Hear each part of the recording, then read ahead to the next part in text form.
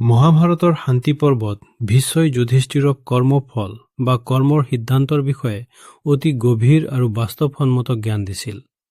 তেওঁ বুজাইছিল যে মানুহৰ জীৱন কেৱল ভাগ্যৰ ওপৰত নহয়, বৰঞ্চ তেওঁৰ কৰ্মৰ ওপৰতহে নিৰ্ভৰশীল।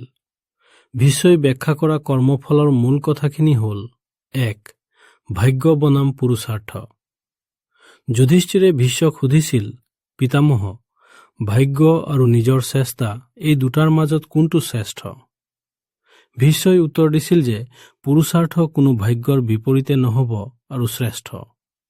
তেওঁ আবেদন কৰিছিল যে এতিয়াৰ পৰ্যন্ত জোৰ বাবে এই প্ৰশ্ন উৎপন্ন কৰাটো একটা সাহস আৰু কাৰণ এই বিষয়টোৰ জৰিয়তে তেওঁ জীৱনটোক কঢ়া গ'লে ভাল হ'ব। উত্তৰ দিছিল যে পুৰুষাৰ্থ বা নিজৰ চেষ্টা হ'ল মাটিৰ দৰে আৰু ভাগ্য হ'ল বীজৰ দৰে। যদি মাটি চহনা থাকে, অৰ্থাৎ চেষ্টা নাথাকে, তেন্তে বীজ থাকিলেও ফচল নহয়।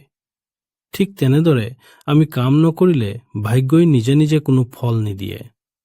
ভীষ্মৰ মতে হাজাৰজনী গাইৰ মাজত যেনেকৈ পোৱালিটোৱে নিজৰ মাকক ঠিক বিচাৰি উলিয়াই লয়, ঠিক তেনেকৈ মানুহে কৰা ভাল বা বেয়া কৰ্মই কৰ্তাক ঠিক বিচাৰি উলিয়াই আৰু ফল প্ৰদান কৰে। অৰ্থাৎ আপুনি য'তেই পলাই নাযাওক কিয়, আপোনাৰ কৰ্মফল আপোনাৰ পিছে পিছে যাবই। ৩. যেনে কৰ্ম তেনে ফল। ভীষ্মই কৈছিল, মানুহে যেনেকুৱা বীজ ৰোপণ কৰে তেনেকুৱাই ফল পায়। ভাল কাম কৰিলে ভাল ফল আৰু বেয়া কাম কৰিলে বেয়া ফল নিশ্চিত। এজোপা বিষাক্ত গছ ৰুই তাত অমৃত ফল আশা কৰাটো মূৰ্খামি। ৪. কৰ্মফলৰ সময়। বহু মানুহে অভিযোগ কৰে যে মই ভাল কাম কৰোঁ তথাপিও মোৰ দুখ কিয়, বা পাপীয়ে কিয় সুখত আছে। ইয়াৰ উত্তৰত ভীষ্মই কৈছিল যে কৰ্মফল কেতিয়াবা লগে লগে পোৱা যায় আৰু কেতিয়াবা পলমকৈ। জুইতো হাত দিলে লগে লগে পুৰে, কিন্তু মাটিৰ তলত বীজ পতিলে গছ হ'বলৈ সময় লাগে।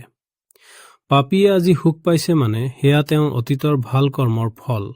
যিদিনা সেই পুৰণি পুণ্য শেষ হ'ব, তেওঁৰ পাপৰ ফল আৰম্ভ হ'ব। ৫.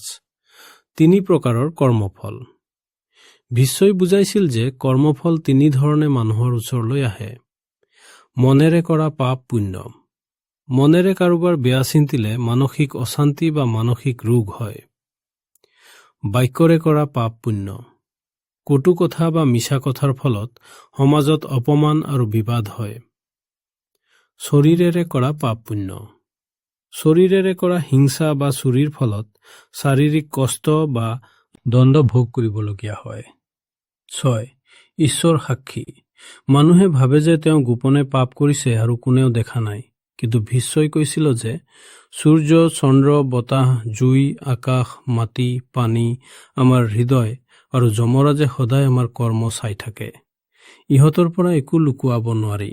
ভীষ্মৰ মতে এজন ৰজা বা সাধাৰণ মানুহে কেতিয়াও মোৰ কপালত যি আছে সেয়াই হ'ব বুলি বহি থাকিব নালাগে।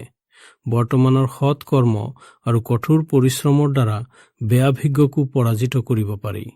সেয়েহে তেওঁ যুধিষ্ঠিৰক সদায় উদ্যমী হ'বলৈ উপদেশ দিছিল।